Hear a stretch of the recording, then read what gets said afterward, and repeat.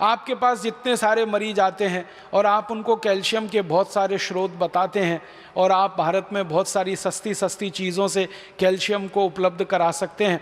सबसे आसानी से कैल्शियम हमारे यहाँ उपलब्ध है चूने के पत्थर के रूप में, और चूने का पत्थर एक 50 पैसे का बाज़ार से ख़रीदो, पानी में डाल के उसको रखो तो इतना चूना बन जाता है कि साल 2 साल 5 साल 10 साल हम बहुत आसानी से अपने कैल्शियम की पूरे परिवार की ज़रूरत कम कर सकते हैं। आप भारत के लोगों को एक छोटी सी बात कहिए, विनम्रता से मैं आपसे कहना चाहता हूँ कि लोगों से कहिए कि कैल्शियम की कमी पूरी करनी है तो सेंडोज की गोलियाँ ले आते हैं। कैल्शियम सेंडोज की सैकड़ों रुपए की गोलियाँ आती हैं। बेचारा गरीब आदमी तो सोच के ही परेशान हो जाता है, फिर उसका खर्चा बहुत बढ़ जाता है। माताओं को अक्सर गर्भावस्था के समय में कैल्शियम की गोलियां आप सब बताते हैं, तो उनको इतना ही कह दीजिए कि चूना खाओ, और लोगों से कहिए चूना लगाओ मत किसी को, चूना खाओ। चूना लगाने के लिए नहीं है, खाने के लिए है। ये चूना लगाने की जो आदत आ गई है हम में, अंग्रेज़ों से सीख कर हमने चूना लगाना सीख लिया सबको। पहले कोई इस देश में किसी को चूना नहीं लगाता था, अंग्रेज़ों के आने के बाद हमने चूना लगाना सीख लिया। तो लोगों से कहिए चूना लगाओ मत, चूना खाओ। ये चूना खाने के लिए है। हाँ, बस इतना ही विनम्रता से कहिएगा कि तंबाकू के साथ मत खाओ। उसको खाना है तो दही में डाल के खाओ, उसको खाना है तो दाल में डाल के खाओ, उसको पीना है तो पानी में डाल के पियो। मामूली सी मात्रा जीरे के दाने के बराबर, गेहूं के दाने के बराबर दही में, नहीं तो दाल में, नहीं तो सब्जी में, नहीं तो पानी में आसानी से खाया जा सकता है, और बहुत बड़ा कैल्शियम का स्रोत है। भगवान ने इतना बड़ा कैल्शियम का स्रोत इस देश को दिया है, शायद ही किसी देश में होगा। वो चूने का पत्थर ही है जिससे हम सीमेंट बना रहे हैं, वो चूने का पत्थर ही है जो 20 तरह के उद्योग में जा रहा है। वो ही चूना हमारे मरीजों के कैल्शियम की पूर्ति में बहुत बड़ी भूमिका निभा सकता है।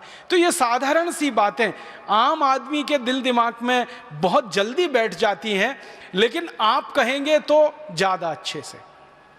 कोई दूसरा कहेगा ना तो कुतर्क करेगा, तुम क्या डॉक्टर हो, तुमको क्या मालूम है। लेकिन जब कोई डॉक्टर उसको कह रहा है तो बहुत गहराई से, एक तो परंपरा से आई हुई है बात, चूना उसके दादाजी खाते थे, दादाजी के दादाजी खाते थे, वो भी खाते थे, देखा है उसने। फिर आपने और जोड़ दिया उसमें कि ये कैल्शियम का सबसे बड़ा भंडार है, तो बात तो पक्की बैठ जाएगी उसके मन में। फिर वो अपनी जीवन शैली को इस तरह से बना लेगा कि सेंडोज की गोलियां खा खाकर करोड़ों रुपए एक विदेशी कंपनी को देना, क्योंकि आप जानते हैं सेंडोज जो है विदेशी कंपनी है, उसके करोड़ों रुपए का धंधा सिर्फ ये गोलियों का ही है। और ये धंधा हम भारतवासियों के अनजाने में, गैर जानकारी में हो रहा है। अगर ये जानकारी बढ़ जाए भारतवासियों की तो बहुत बड़ा काम आप सब मिलकर कर पाएंगे। तो मेरा एक ही विनम्र आपसे कहने का प्रयास है, वो ये कि आप थोड़ा एजुकेशन, किसी भी पेशेंट को थोड़ी एजुकेशन दीजिए, थोड़ी शिक्षा दीजिए, सामान्य ज्ञान उसको बताते जाइए ताकि वो गंभीर बीमारियों से बचता रहे, अपने परिवार को भी बचाता रहे। बहुत दुख होता है कि भारत में 60 से 70% बीमारियां खराब पानी के कारण हैं, गंदे पानी के कारण हैं। अब मरीजों को और हमारे देश के सभी साधारण नागरिकों को ये बताया जा सकता है कि भाई पानी को ठीक करके पियो, उबाल करके पियो, छान करके पियो, इसकी गंदगी से आप इतनी बीमारियों से परेशान हो। डायरिया तो आप जानते हैं कि खराब पानी से ही होता है, हैजा तो आप जानते हैं खराब पानी का ही दुष्परिणाम है। आप तो जानते हैं लीवर की कई सारी बीमारियां बहुत सारे गंदे पानी के कारण, खराब पानी के कारण है। तो ये साधारण सी बातें हमारे मरीजों को ध्यान में आप लाते रहें और उनको थोड़ा एजुकेट करते रहें, शिक्षित करते रहें, तो बहुत बड़ा काम आप सब कर सकते हैं।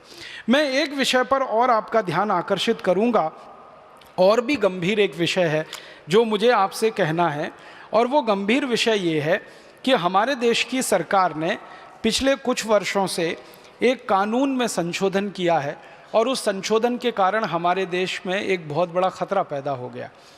हमारे देश में एक कानून चलता रहा, इंडियन पेटेंट एक्ट।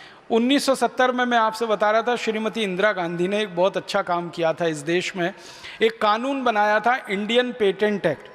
उस कानून में कुछ ऐसी धाराएं रखी गई थीं कि जैसे पेटेंट की जो व्यवस्था है, पेटेंट आप जानते हैं कानूनी अधिकार है किसी भी व्यक्ति का या कंपनी का किसी एक दवा के ऊपर, विशेष दवा के ऊपर।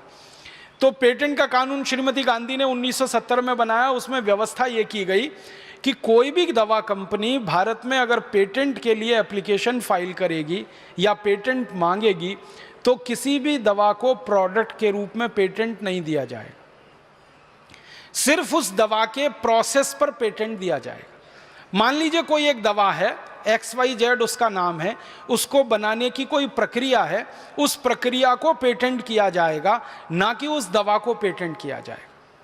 ये श्रीमती गांधी ने कानून बनवाया था संसद में, बहुत बहस हुई थी इस कानून पर, लेकिन संसद ने इसको पास किया था। इस कानून में और एक धारा जोड़ी गई थी कि जिस व्यक्ति को या कंपनी को पेटेंट दिया जाएगा वो प्रोसेस का होगा, प्रक्रिया का होगा, और अधिकतम 5 से 7 वर्ष का होगा। 7 वर्ष के बाद वो पेटेंट अपने आप खत्म हो जाएगा और फिर उस प्रक्रिया में किसी को भी बनाने का अधिकार होगा। फिर उसमें एक तीसरी व्यवस्था ये की गई थी कि जिस व्यक्ति ने या कंपनी ने पेटेंट लिया, वो कंपनी अगर पेटेंट लेने के 2 साल के अंदर अपनी दवा का उत्पादन नहीं करेगी तो उसका पेटेंट रद्द कर दिया जाएगा, किसी दूसरे को दे दिया जाएगा। फिर उसमें एक चौथी व्यवस्था थी, वो ये कि जब भी किसी कंपनी या व्यक्ति को पेटेंट मिलेगा किसी भी एक दवा पर, उस दवा को वो बाहर से आयात करके नहीं ला सकेंगे, उसका भारत देश में ही उत्पादन करना पड़ेगा, नहीं तो पेटेंट उनका खत्म कर दिया जाएगा। फिर उसमें और एक व्यवस्था की गई थी जो बहुत बढ़िया रही इस देश में, कि भारत में 2 तरह की चीजें हैं दुनिया में हैं, एक होती है डिस्कवरी, एक होता है इन्वेंशन। तो जो डिस्कवरीज हैं उनको कभी पेटेंट नहीं दिया जाएगा और इन्वेंशंस को पेटेंट दिए जाएंगे। तो डिस्कवरीज को पेटेंटेबिलिटी के बाहर रखा गया और इन्वेंशंस जो हैं, आविष्कार, उनको ही पेटेंट प्रदान किए जाएंगे। ऐसा करके एक बहुत बढ़िया कानून बना था 1970 में। आपके मन में एक सवाल आएगा कि 1970 में ये कानून बना था, इसके पहले क्या था? 1970 से पहले भारत में अंग्रेजों का बनाया हुआ पेटेंट कानून चल रहा था। अंग्रेजों ने भारत में शासन किया था, राज किया था, तो उन्होंने भारत में एक पेटेंट का कानून बनाया था। सबसे पहले 1856 में बनाया।